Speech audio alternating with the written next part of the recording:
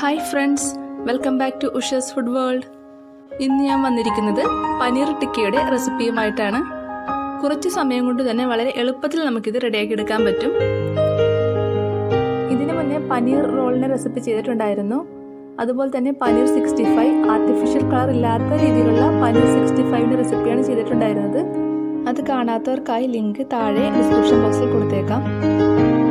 ഇനി നമുക്ക് പനീർ ടിക്ക റെഡിയാക്കി തുടങ്ങാം. ഇതിനായി 1/2 കപ്പ് തൈരാണ് എടുത്തിട്ടുള്ളത്.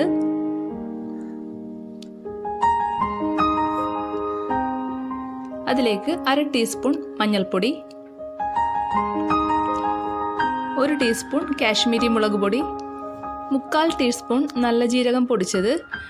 ജീരകം ഒന്ന് ചൂടാക്കിയാൽ മതി, അത് പെട്ടെന്ന് തന്നെ പൊടിഞ്ഞു കിട്ടും. 1/2 ടീസ്പൂൺ മല്ലിപ്പൊടി,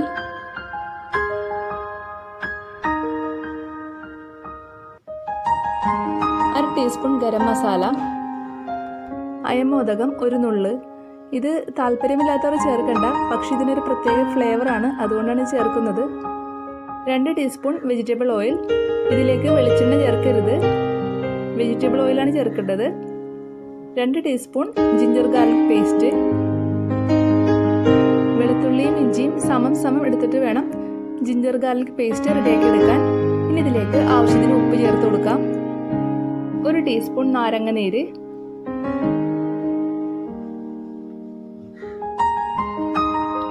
1/2 ടീസ്പൂൺ കുരുമുളക് പൊടി, 1 ടീസ്പൂൺ കസൂരി മേത്തി. അത് കയ്യിലെടുത്ത് ഒന്ന് തിരുമ്മിയിട്ട് വേണം ഇതിലേക്ക് ചേർത്ത് കൊടുക്കാൻ. 1/2 ടീസ്പൂൺ ചാട്ട് മസാല. ഇനി ഇതിലേക്ക് കളറിന് വേണ്ടി ഞാൻ കുറച്ച് നാച്ചുറൽ ഫുഡ് കളർ ചേർക്കുന്നുണ്ട്. ഞാൻ തന്നെ റെഡിയാക്കി എടുത്തിട്ടുള്ള ഫുഡ് കളറാണ്. ഇത് റെഡിയാക്കുന്ന വീഡിയോ ഞാൻ ചെയ്തിട്ടുണ്ട്, അത് കാണാത്തവർക്ക് ലിങ്ക് ഞാൻ താഴെ കൊടുത്തേക്കാം. 1 ടീസ്പൂൺ നാച്ചുറൽ ഫുഡ് കളറാണ് ഞാൻ ചേർത്ത് കൊടുത്തേക്കുന്നത്. ഇനി ഇതിലേക്ക് റോസ്റ്റ് ചെയ്ത കടലപ്പൊടി ചേർത്ത് കൊടുക്കണം. കടലപ്പൊടിയുടെ പച്ചമണം മാറുന്നവരെ ഏകദേശം ഒരു 2 മിനിറ്റ് മീഡിയം ഫ്ലെയിമിലിട്ടൊന്ന് റോസ്റ്റ് ചെയ്തെടുത്താൽ മതിയാവും. അതിനുശേഷം നമുക്ക് നന്നായി ഇതൊന്ന് മിക്സ് ചെയ്തെടുക്കണം. തൈരിൻ്റെ കട്ടകളെല്ലാം നന്നായി ഉടച്ചെടുക്കണം. ഒരു ഫോർക്ക് ഉപയോഗിച്ചാലും നമുക്കിത് മിക്സ് ചെയ്തെടുക്കാം. ഇനി ഇതിലേക്ക് 300 ഗ്രാം പനീറാണ് ഞാൻ എടുത്തിട്ടുള്ളത്. പനീർ വലിയ പീസായിട്ട് വേണം ഇതിലേക്ക് മുറിച്ചിടാൻ.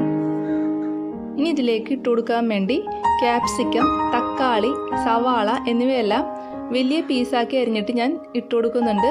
തക്കാളിയുടെ കുരുവെല്ലാം നീക്കം ചെയ്തതിന് ശേഷമാണ് ഇതിലേക്ക് മിക്സ് ചെയ്ത് കൊടുക്കുന്നത്.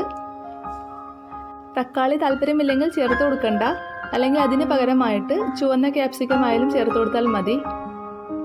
ഇനി നമുക്ക് ഇത് നന്നായി മിക്സ് ചെയ്തെടുക്കണം.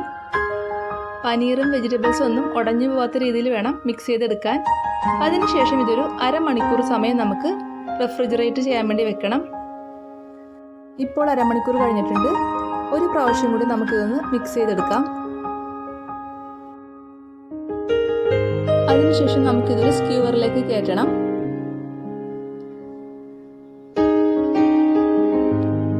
ആദ്യം ക്യാപ്സിക്കമാണ്,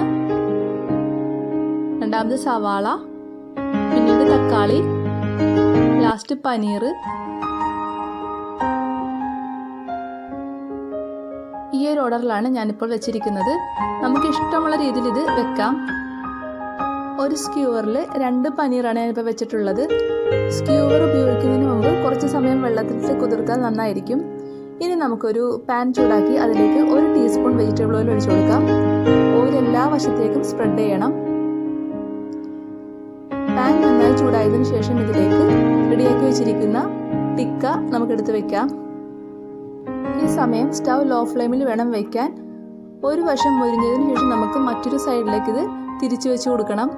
ഈ രീതിയിൽ എല്ലാ വശങ്ങളും നമുക്കൊന്ന് മൊരിയിച്ചെടുക്കണം. പനീർ നല്ലൊരു ഗോൾഡൻ കളർ ആവുന്നതുവരെ നമുക്ക് ഈ രീതിയിൽ തന്നെ ചെയ്യണം. സ്റ്റൗ ലോ ഫ്ലെയിമിൽ ഇട്ട് തന്നെ വേണം ചെയ്യാൻ. സ്റ്റൗവിൻ്റെ ഫ്ലെയിം കൂടുതലായാൽ പെട്ടെന്ന് തന്നെ ടിക്ക കരിഞ്ഞു പോകും.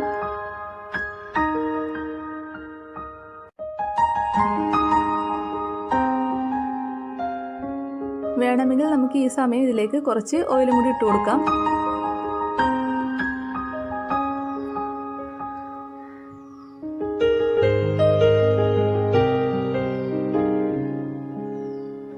എണ്ണ അധികം വേണ്ടാത്തവർ ഒഴിച്ചു കൊടുക്കണമെന്നില്ല. നമ്മുടെ ടിക്ക ഇവിടെ ഏകദേശം റെഡി ആയിട്ടുണ്ട്. നമുക്കിനി ഇതൊരു പാത്രത്തിലേക്ക് എടുത്ത് മാറ്റാം.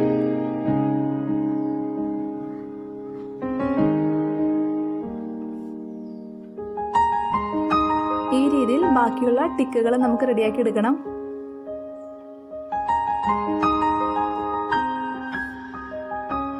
എല്ലാവർക്കും പനീർ ടിക്കയുടെ റെസിപ്പി ഇഷ്ടമായെന്ന് വിചാരിക്കുന്നു. വീഡിയോ ഇഷ്ടമായെങ്കിൽ ഷെയർ ചെയ്യാനും ലൈക്ക് ചെയ്യാനും മറക്കരുത്. എൻ്റെ ചാനൽ ഇതുവരെ സബ്സ്ക്രൈബ് ചെയ്യാത്തവരുണ്ടെങ്കിൽ ചാനൽ സബ്സ്ക്രൈബ് ചെയ്ത് തൊട്ടടുത്തുള്ള ബെല്ലൈക്കൺ ഒന്ന് പ്രസ് ചെയ്യണേ. Okay friends, thank you. അടുത്ത വീഡിയോയിൽ കാണാം. Have A nice day.